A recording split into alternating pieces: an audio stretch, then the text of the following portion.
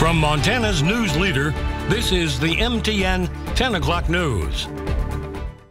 I'm Casey Conlon. After a months-long stalemate, the Billings Teachers Union and School District 2 have ratified a new contract. We'll tell you the terms and what both sides think coming up. Plus, we'll look back on the life of a Billings conservationist who just happens to have an island named after him. Well, good evening and thanks for wrapping up your week with us. I'm Russ Riesinger. We'll have those stories in a minute, but first tonight. A deadly dose. Nearly 93,000 people have died nationally from a dangerous drug made to look like a prescription pill. According to the DEA, Mexican criminal drug networks are producing fentanyl-laced fake pills with chemicals from China and distributing the pills in the U.S. Those fake pills appear to look like legitimate prescriptions such as OxyContin, Percocet, Vicodin, Adderall, Xanax, and other medicines. Well, tonight we'll look at what's being done to curb the situation here in Montana. MPN's David J. has the story. They look like a prescription medication, but in reality, a new fake pill being ingested across Montana contains a drug 100 times more potent than morphine. And that's why the DEA is rushing to warn everyone that one pill can kill. The DEA has seen an increase in overdoses from a fake pill that actually contains fentanyl and heroin. The agency is warning people about this with its One Pill Can Kill campaign throughout Montana and nationwide. There are more counterfeit pills being sold. These pills are made to look like fake OxyContin, or they can be made to look like fake Xanax, Adderall.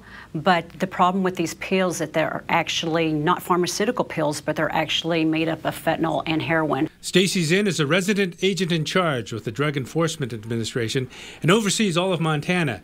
She's concerned about the spike in fake deadly pills flooding in states like Montana. You've got drugs coming from the state of Washington, Salt Lake City, Denver, Detroit region. Borders are important, and it's not a political statement. It's just a fact of life. There's people that try to get into the United States to cause harm to us. Nationally, the DEA seized 9.5 million fake pills in the last 2 years, responsible for 93,000 deaths.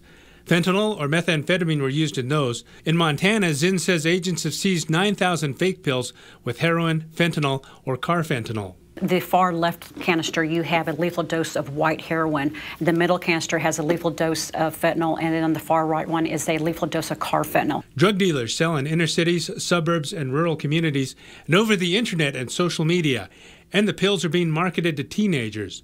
Zinn says some using the fake pills know the risks. They're willing to risk their lives in order to get that original euphoric feeling. And she says it's important to know where you get your prescription medications. Not on the street, not from an individual, your relatives, or anyone else that your friend, because you don't know if that pill is real or if it's fake.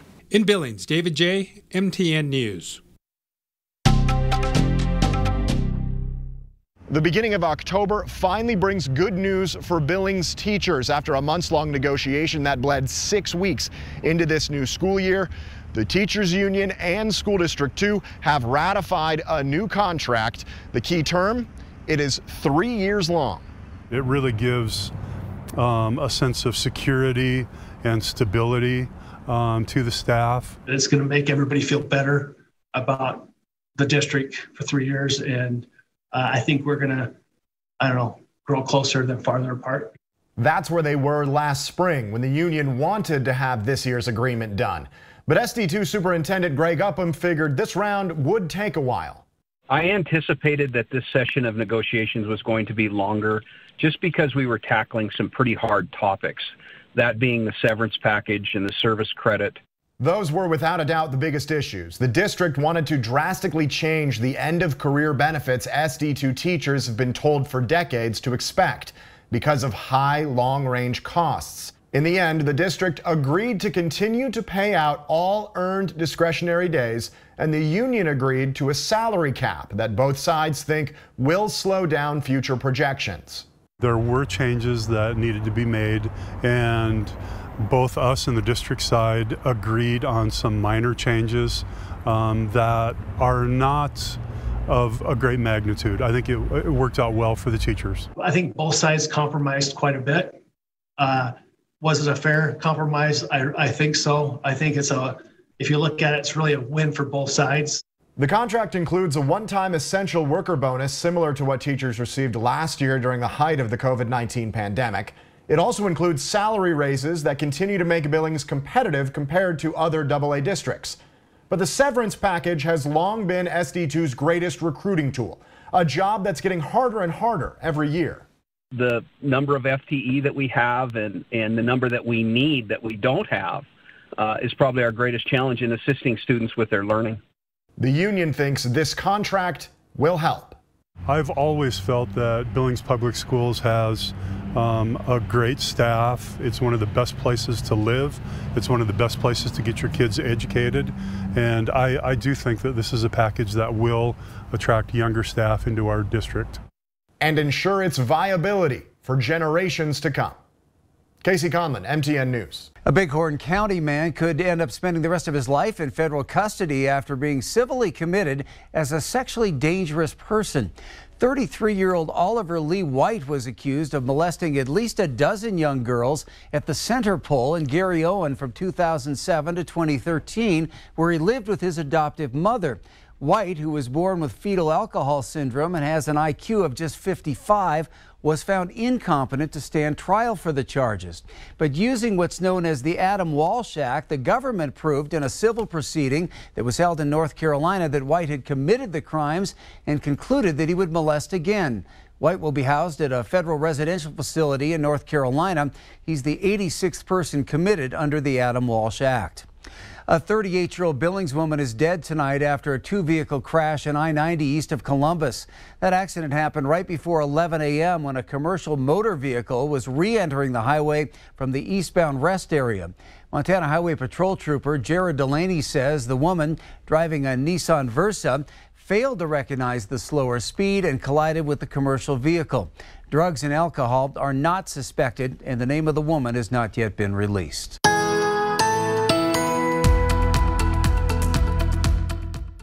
Chief Meteorologist Ed McIntosh joining us now. And Ed, it's the first day of October, but you're looking back at the month of September. That's for sure. It was a lot going on during the month as we had very warm temperatures. And in fact, take a look at the lines that go above the normal there. Those are all warmer than average. And we did have a couple of days that were cool as well. 91 was the warmest reading, and we hit 90. 4 times total, 90 or warmer. So overall, a very warm month, even though we even managed our first frost. As far as precipitation goes, we only got 3% of what we would typically see for the month after coming off the third wettest August. And you can see almost 4 degrees above average as far as temperatures. The overall trend in the last 50 years has been warming for the month of September. How does October shape up? We'll let you know about the first 7 days when we come back. Blood centers across the country are dangerously low on blood supply. In fact, some experts say the shortage is down to just a half-a-day supply in some areas. And all of this is yet another ripple effect of the COVID-19 pandemic. Across the nation, some hospitals have had to put major surgeries on hold with the backlog due to a low inventory in blood supply. We're seeing an emergency blood shortage right now nationwide. And that's pretty concerning. So the American Red Cross is sounding the alarm on the need for donations. It's a call to action we hear often, but those with the Red Cross of Montana and Idaho say this time it's more. And honestly, we need to collect about 10,000 additional units each week for the next month nationwide to really catch up to where we need to be. A sharp drop in turnout has placed supply at its lowest in 6 years. COVID is not passed through the blood at all. We're hearing a lot of questions whether you can donate blood if you've received the vaccine. And the answer is yes. In addition, there's a challenge of collecting it at businesses and schools, with many people now remote. What's the benefit of getting out there and donating? It's such a great feeling to know that you can come out and donate blood. It takes less than an hour of your time. A single blood donation can save up to 3 lives. I mean, just think about that. How often can you donate less than an hour and know you walk out the door helping save potentially 3 lives? In Billings, Andrea Lutz, MTN News. Norm Schoenthal, who was a professor at MSUB for nearly 30 years and had Norm's Island in Billings named after him, has sadly passed away.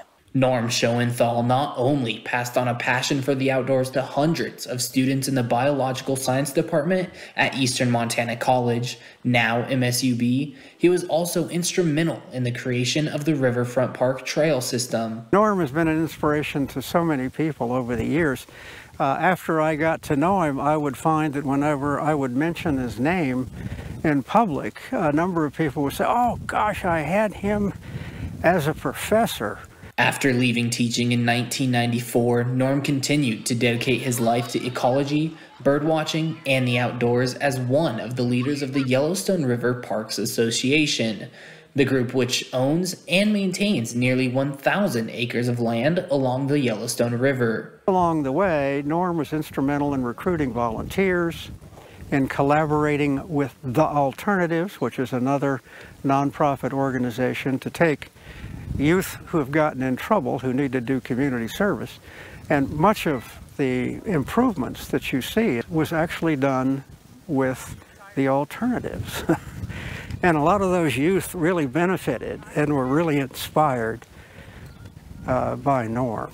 Another Montanan who was inspired by Norm, one of his former students, Cynthia Rogers, who in 2011 created a scholarship at MSUB in Norm's name. Norm's intellect in biology, ecology, birding, things of that sort, and his energy and his public service commitment are his legacy, and his legacy can be seen and enjoyed every day. A man now gone, but Norm Schoenthal will certainly never be forgotten. In Billings, Brandon Warren, MTN News. Still ahead on tonight's MTN 10 o'clock news here on Q2. Despite the rise in COVID cases, the classrooms remain full at the University of Montana. We'll let you know what's been working and if anything will be changing. We'll be right back. The MTN 10 o'clock news continues right after this.